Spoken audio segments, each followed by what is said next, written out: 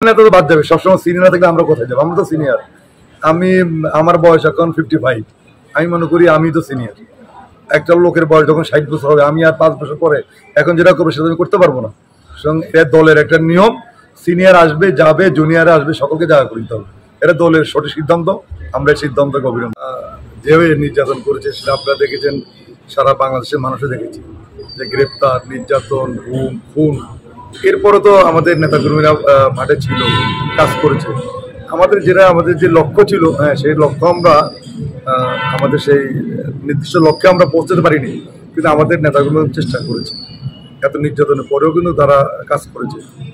ইনশাল্লাহ এবার আমাদেরকে নতুন কমিটি উপহার দিয়েছেন আমাদের দলের চেয়ারম্যান দেশনায়ক খালেদা জিয়া এবং আমাদের ভারপ্রাপ্ত চেয়ারম্যান দেশনায়ক তারেক রহমান আমাকে এবং তানভীর আহমেদ রবিনকে দিয়ে মহানগর দক্ষিণ বিএনপির একটি আংশিক কমিটি দিয়েছে, আপনারা দেখেছেন। আমরা ইনশাল্লাহ চেষ্টা করব যাতে আমি এবং রবিন পুরা ঢাকা মহানগরীকে আমরা সুসংগঠিত করে আমাদের দলের ত্যাগী পরীক্ষিত নেতা কর্মীদেরকে ঐক্যবদ্ধ করে আমাদের যে লক্ষ্য, আমাদের সর্বপ্রথম আমাদের এই নতুন কমিটির আমাদের লক্ষ্য যে আমাদের নেত্রীকে মুক্ত করা। কারণ যদি আমরা আমাদের প্রিয় নেত্রীকে মুক্ত করতে পারি, আমি মনে করি তাহলে এই বাংলাদেশ মুক্ত হবে, গণতন্ত্র মুক্ত হবে, মানুষের ভোটাধিকার পুনরুদ্ধার হবে, দেশনায়ক তারেক রহমান বাংলাদেশে আসবে এবং জনগণের যে ইচ্ছা যে তারা স্বাধীনভাবে ভোট দিবে, আমি মনে করি সেটাও আমরা করতে পারি। ইনশাল্লাহ আমরা সকলের কাছে দোয়া চাই।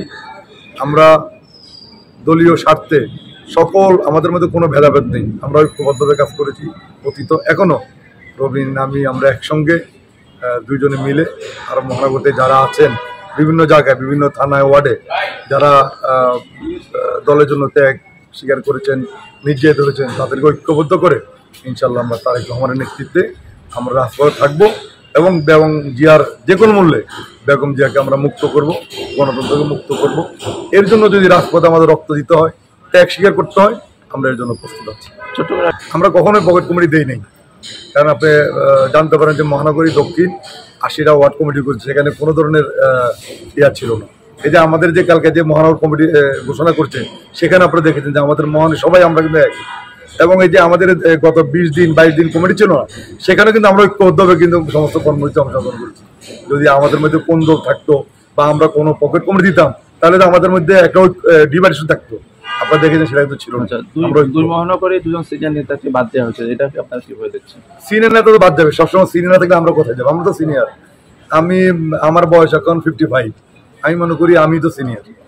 একটা লোকের বয়স যখন 60 বছর হবে, আমি আর 5 বছর পরে এখন যেটা করবো সেটা আমি করতে পারবো না। এটা দলের একটা নিয়ম।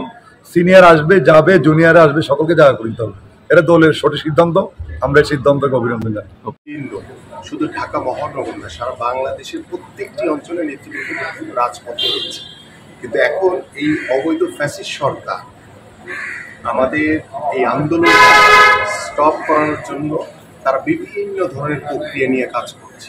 দেখা যাচ্ছে যে আন্দোলনের সময় আমরা যে চলমান রয়েছে, দেখা যাচ্ছে যে যিনি নেতা বা যিনি কর্মী, তাকে না পেয়ে তার সন্তান কিংবা তার পরিবারের তার ওয়াইফকে ঘর থেকে তুলে নিয়ে যাচ্ছে, বা তার বৃদ্ধ বাবাকে ঘর থেকে তুলে নিয়ে যাচ্ছে, তার বৃদ্ধ মাকে ঘর থেকে তুলে নিয়ে যাচ্ছে।